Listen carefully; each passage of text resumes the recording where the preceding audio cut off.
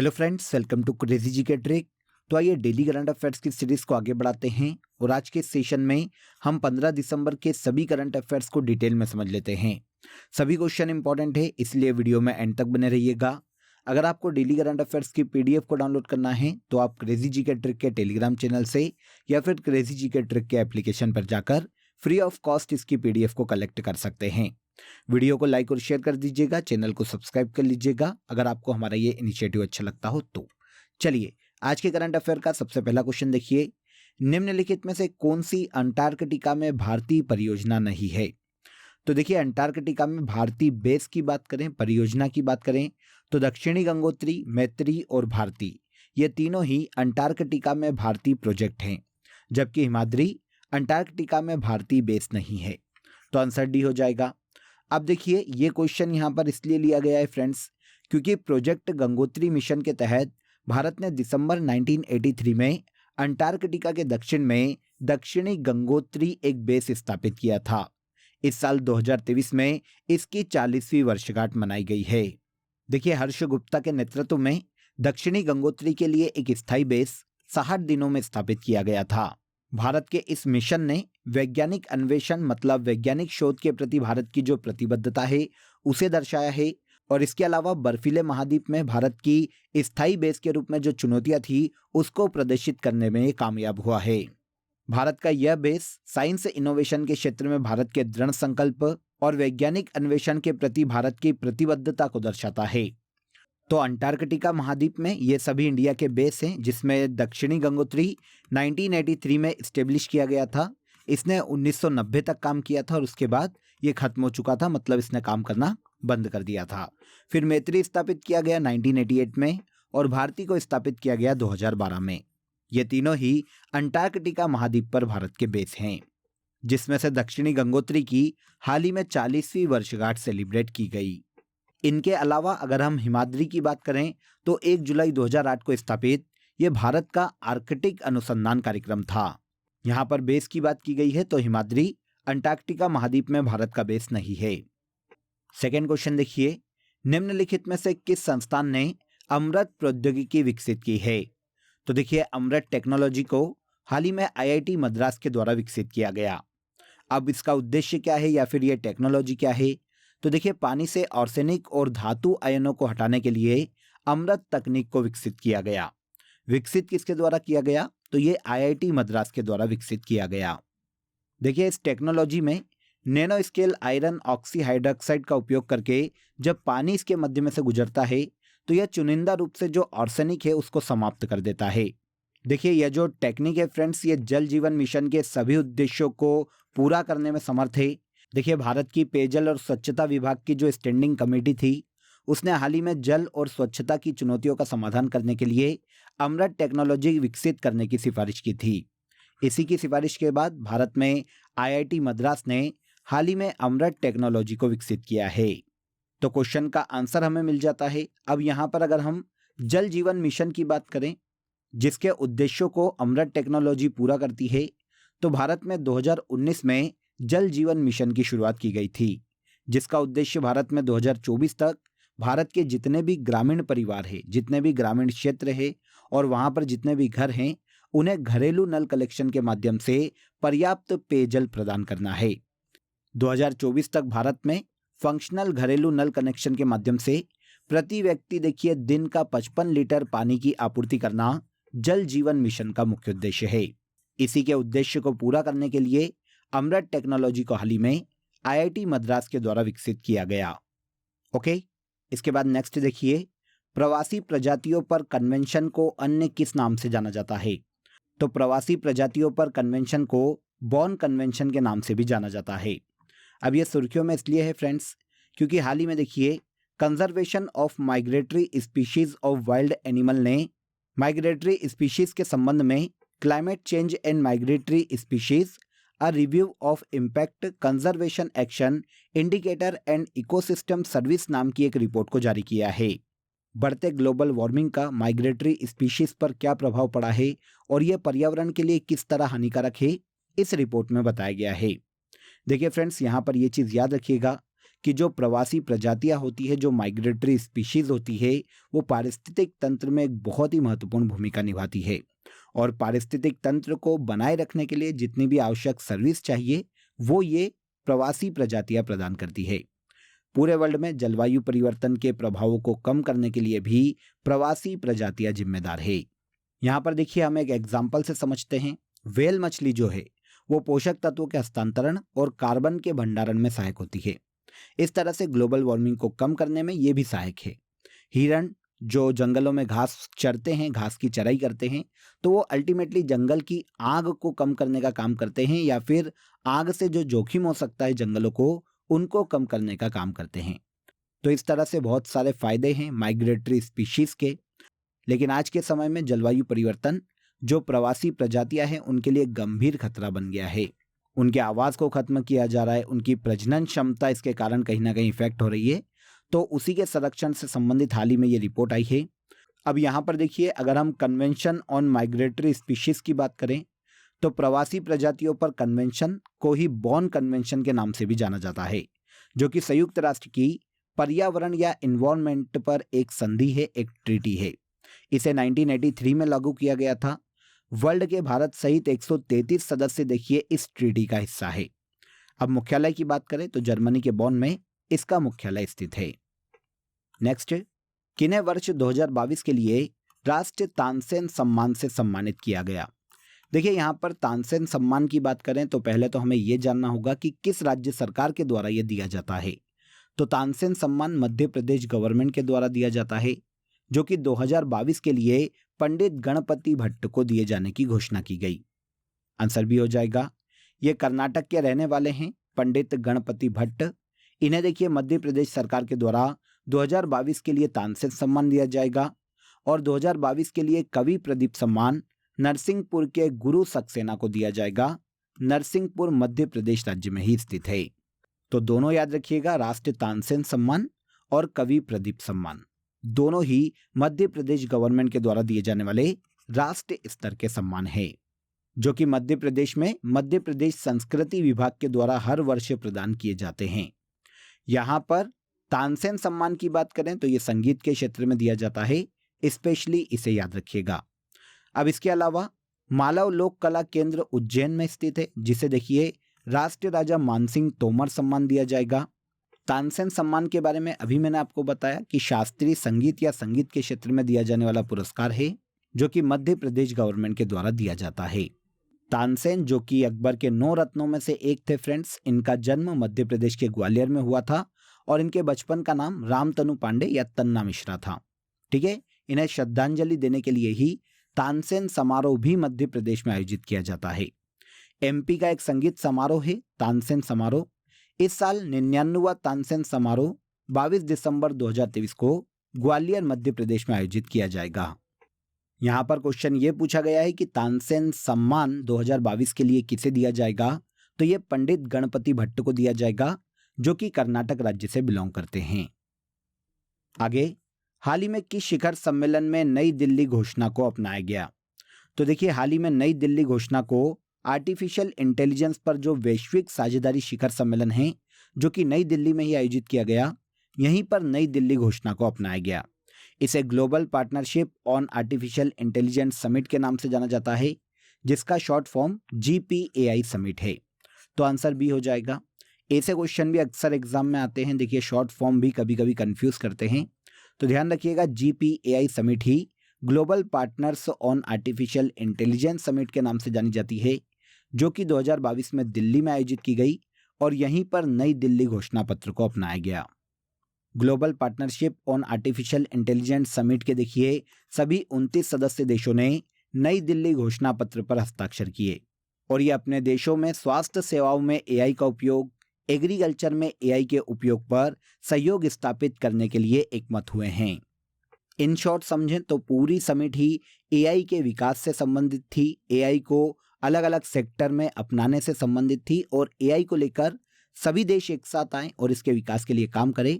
इसीलिए global partnership on artificial intelligence शिखर सम्मेलन को हाल ही में दिल्ली में आयोजित किया गया, जहां पर नई दिल्ली घोषणा पत्र को अपनाया गया है। देखिए दोस्तों, अगर आपको मंथली करंट अफेयर्स की डिटेल पीडीएफ लेना है तो आप रूट एप्लीकेशन या क्रेजी जीके ट्रिक एप्लीकेशन से डाउनलोड कर सकते हैं।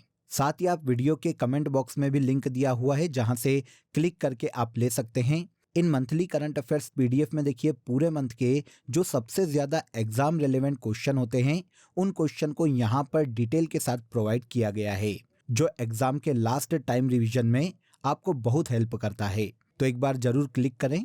चलिए आगे बढ़ते हैं। इसके बाद देखिए एशियाई विकास बैंक का मुख्यालय कहाँ स्थित है।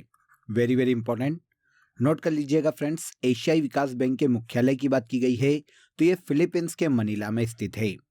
आंसर भी हो जाएगा। अब सुर्खियों में क्यों है अगर हम इसकी बात करें तो देखिए एशियाई विकास बैंक और भारत सरकार के मध्य में भारत के उत्तराखंड राज्य में climate resilient power system development project के लिए 20 करोड़ डॉलर के लोन पर हस्ताक्षर हुए हैं। मतलब एडीबी भारत के उत्तराखंड राज्य में इस प्रोजेक्ट के लिए 20 करोड़ डॉलर का लोन भारत सरकार को देने वाला है। यह जो परियोजना है फ्रेंड्स, ये भारत में देखिए पावर सिस्टम इंफ्रास्ट्रक्चर को मजबूत करने में मदद करेगी और वहाँ के जो मूल निवासी है उन्हें 24 घंटे बिजली प्रदान करने के लक्ष्य को प्राप्त करने में मदद करेगी। तो यहाँ पर इस क्वेश्चन को याद रखिएगा कि Uttarakhand climate resilient power system development project के लिए भारत और एडीबी के मध्य में कितने करोड़ के लोन को लेकर हस्ताक्षर किए गए, तो ये 20 करोड़ डॉलर का लोन है। यहाँ पर क्वेश्चन में हमें एडीबी का हेडक्वार्टर पूछा गया तो एडीबी का हेडक्वार्टर फिलीपींस के मनीला में स्थित है। इसकी स्थापना 1966 में की गई थी और मसात्सुगु असाकावा वर्तमान में एशियाई विकास बैंक के अध्यक्ष और एडीबी के निदेशक मंडल के अध्यक्ष हैं। इसका मुख्यालय फिलीपींस के मनीला में स्थित है। अब एशियाई विकास बैंक के सबसे बड़े शेयर होल्डर्स की बात करें तो जापान और यूएसए का सबसे ज्यादा शेयर है इस संस्थान में, ऑलमोस्ट 15.6%। सेकेंड नंबर पर चाइना का नाम आता है जिसका शेयर इस संस्थान में 6.4% का है। भारत का शेयर एशियाई विकास बैंक में 6.3% का है और इसके बाद आता है ऑस्ट्रेलिया जिसका शेयर इस संस्थान में 5.8% का है। समक्का सरक्का केंद्रीय जनजाति विश्वविद्यालय किस राज्य में स्थापित किया जाएगा, यह भी इंपॉर्टेंट है क्वेश्चन। समक्का सरक्का केंद्रीय जनजाति यूनिवर्सिटी की बात करें तो ये भारत के तेलंगाना राज्य में स्थापित की जाएगी। हाल ही में देखिए भारत की संसद में तेलंगाना राज्य के मुलुगु में समक्का सरक्का केंद्रीय जनजाति विश्वविद्यालय की स्थापना के लिए केंद्रीय विश्वविद्यालय अधिनियम 2009 में संशोधन करने के लिए केंद्रीय विश्वविद्यालय संशोधन विधेयक 2023 पारित किया गया। भारत के तेलंगाना राज्य में इस जनजाति यूनिवर्सिटी की स्थापना की जाएगी फ्रेंड्स, जिसका निर्माण देखिए 889 करोड़ रुपए की लागत से किया जाएगा। इस यूनिवर्सिटी में 11 अलग अलग विभागों के 5 स्कूलों के तहत देखिए ग्रेजुएशन, पोस्ट ग्रेजुएशन और डॉक्टरेट तक के जो पाठ्यक्रम हैं वो शामिल किए जाएंगे। इस यूनिवर्सिटी में शुरुआती 7 वर्षों में ऑलमोस्ट 2790 यूजी और पीजी के छात्रों का एडमिशन लिया जाएगा। इस यूनिवर्सिटी का नाम समक्का सरक्का जनजाति विश्वविद्यालय है फ्रेंड्स, जो कि देखिए ये जो नाम है वहाँ पर तेलंगाना राज्य में माँ बेटी की एक जोड़ी को पूजा जाता है, वहाँ की पराशक्ति मानी जाती है, एक घोड़े से लक्ष्मी है या फिर देवी के रूप में पूजी जाती है। इनके नाम पर इस जनजाति विश्वविद्यालय का नाम रखा गया है। तेलंगाना के जनजाति आदिवासी समुदाय में रक्षा के लिए इन देवियों को पूजा जाता है। इन्हीं के नाम पर इस जनजाति विश्वविद्यालय का नाम रखा गया, जो कि भारत के तेलंगाना राज्य में स्थापित किया जाएगा। आगे आइए, कौन सा शहर COP29 शिखर सम्मेलन की मेजबानी करेगा? तो आप सभी जानते हैं फ्रेंड्स कि COP28 शिखर सम्मेलन का आयोजन हाल ही में यूएई के दुबई में किया गया। अब COP29 का आयोजन नेक्स्ट ईयर अजरबैजान के बाकू में किया जाएगा। आंसर सी हो जाएगा। संयुक्त राष्ट्र का अगला जलवायु सम्मेलन, जिसे COP के नाम से जाना जाता है, अगले साल COP29 के नाम से 11 से लेकर 24 नवंबर 2024 तक अजरबैजान के बाकू में आयोजित किया जाएगा। क्वेश्चन आपसे डायरेक्ट पूछा जाएगा कि COP28 की बैठक का आयोजन कहाँ किया गया 2023 में, तो आपको पता होना चाहिए कि ये यूएई के दुबई में आयोजित की गई और COP29 अगले साल 2024 में अजरबैजान के बाकू में आयोजित किया जाएगा। दोनों ही फैक्ट इंपॉर्टेंट है, याद रखिएगा। जलवायु परिवर्तन पर यह एक सम्मेलन है फ्रेंड्स, जो कि यूनाइटेड नेशन के द्वारा ऑर्गेनाइज करवाया जाता है। हाल ही में अर्जेंटीना का राष्ट्रपति कौन बना है? अर्जेंटीना के नए राष्ट्रपति के रूप में हाल ही में जेवियर माइली को नियुक्त किया गया। आंसर ए हो जाएगा। अर्जेंटीना की बात करें तो ये एक दक्षिण अमेरिकी देश है फ्रेंड्स, जिसकी कैपिटल ब्यूनस आयर्स है। यहाँ पर देखिए हाल ही में प्रेसिडेंट के इलेक्शन हुए थे, जिसमें जेवियर माइली ने प्रेसिडेंट का इलेक्शन अर्जेंटीना में जीता है और अब ये अर्जेंटीना के नए राष्ट्रपति के रूप में इन्होंने शपथ ली है। इसके पहले अर्जेंटीना के प्रेसिडेंट अल्बर्टो फर्नांडिस थे। इनके स्थान पर जेवियर माइली अर्जेंटीना के नए प्रेसिडेंट नियुक्त किए गए। यहाँ पर जैसा कि अभी हमने बात की, अर्जेंटीना दक्षिण अमेरिकी या लैटिन अमेरिकी देश है और दक्षिण अमेरिका की ये तीसरी सबसे बड़ी अर्थव्यवस्था है। इसकी कैपिटल ब्यूनस आयर्स से काफी बार हमसे एग्जाम में पूछी गई है, इसे भी याद रखिएगा। अर्जेंटीना के नए प्रेसिडेंट जेवियर माइली चुने गए। इसके बाद आज के करंट अफेयर का सबसे लास्ट क्वेश्चन देखिए। मर्सर द्वारा जारी क्वालिटी ऑफ लिविंग इंडेक्स 2023 के अनुसार किस शहर में भारत में सबसे अच्छा जीवन स्तर है? तो देखिए मर्सर जो कि एक अंतर्राष्ट्रीय ऑर्गेनाइजेशन है फ्रेंड्स, इसने हाल ही में क्वालिटी ऑफ लिविंग इंडेक्स 2023 को जारी किया। इसके अनुसार क्वालिटी ऑफ लिविंग के आधार पर भारत का सबसे अच्छा शहर तेलंगाना का हैदराबाद है। आंसर हैदराबाद हो जाएगा। जीवन की गुणवत्ता के आधार पर या क्वालिटी ऑफ लिविंग के आधार पर भारत के हैदराबाद शहर को इस इंडेक्स में सबसे पहले स्थान पर रखा गया है। वैसे इस इंडेक्स की बात करें फ्रेंड्स तो ये अलग अलग डायमेंशंस के आधार पर तैयार किया जाता है।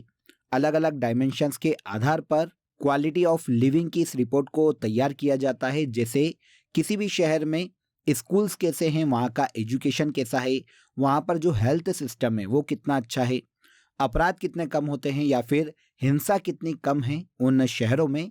इस आधार पर अलग अलग डायमेंशंस पर इस इंडेक्स को तैयार किया जाता है। अब देखिए इस इंडेक्स में 2023 में विश्व का सबसे अच्छा रहने लायक शहर ऑस्ट्रिया के वीना को घोषित किया गया, जो कि इस सूची में पहले स्थान पर है। फिर क्वालिटी ऑफ लिविंग इंडेक्स 2023 में दूसरे स्थान पर स्विट्जरलैंड का ज्यूरिख है। तीसरे पर कनाडा के वैंकूवर को रखा गया। अब देखिए इस इंडेक्स में भारत का सबसे अच्छा शहर क्वालिटी ऑफ लिविंग के आधार पर हैदराबाद इस इंडेक्स में 153वें स्थान पर है। फिर भारत के किसी शहर को अगर रैंक दी गई है तो वो पुणे है 154वें स्थान पर और बेंगलुरु आता है 156वें स्थान पर। ओके, तो ये मर्सर की क्वालिटी ऑफ लिविंग इंडेक्स 2023 की रिपोर्ट है, जिसमें भारत का सबसे अच्छा रहने लायक शहर हैदराबाद को 153वें स्थान पर रखा गया। अब इसी तरह का एक index ease of living index के नाम से भारत में भी आवास और शहरी मामलों के मंत्रालय के द्वारा जारी किया जाता है।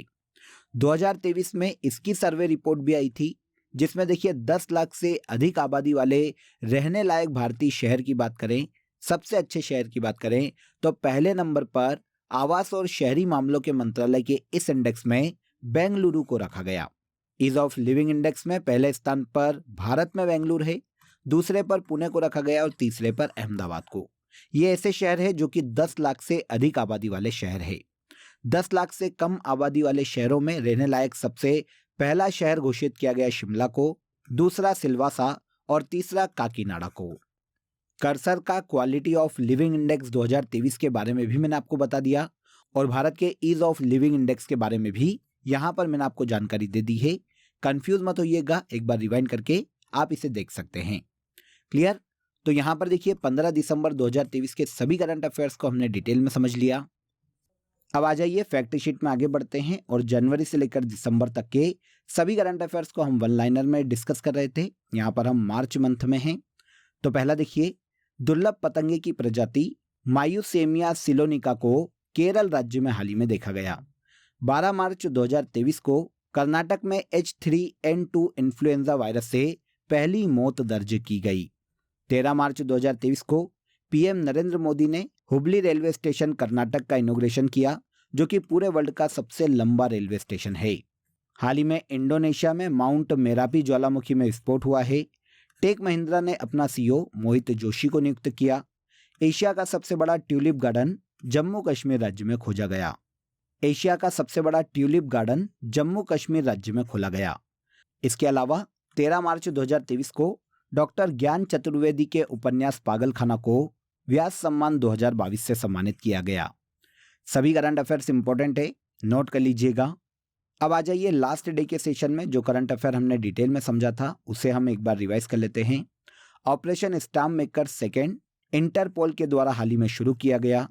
बन्नी घास का मैदान भारत के गुजरात राज्य में पाया जाता है। भारत की पहली 6 लेन की स्टील स्लैग आधारित सड़क नेशनल हाईवे 6 पर बनाई गई है। Padmaja Naidu Himalayan zoological park Bharat के पश्चिम बंगाल राज्य में स्थित है। पद्म पाणी life time achievement award Javed Akhtar को दिया गया। Global river cities alliance Dubai में शुरू की गई है। 29वें कोलकाता अंतर्राष्ट्रीय फिल्म महोत्सव में बेस्ट डायरेक्टर का अवार्ड कार्लोस डेनियल मालावे को दिया गया। आगे, इटली के सर्वोच्च नागरिक सम्मान से कबीर बेदी को सम्मानित किया गया। नारी शक्ति बचत खाता बैंक ऑफ इंडिया के द्वारा शुरू किया गया है।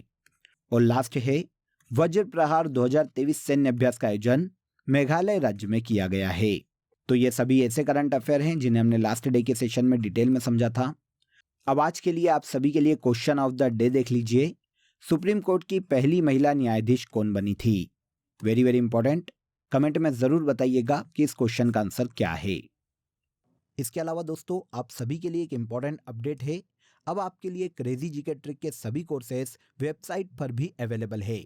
ये सभी कोर्सेस आप सभी की रिक्वायरमेंट और लेटेस्ट एग्जाम पैटर्न को ध्यान में रखकर डिजाइन किए गए हैं। यहाँ हम बेसिक कॉन्सेप्ट के साथ साथ कॉम्प्रिहेंसिव लर्निंग पर फोकस करते हैं। तो एक बार जरूर वेबसाइट पर विजिट करें। इसका लिंक आपको डिस्क्रिप्शन बॉक्स में दिया गया है। तो आज के इस वीडियो में बस इतना ही। अगर वीडियो अच्छा लगा हो तो वीडियो को लाइक और शेयर कर दीजिए।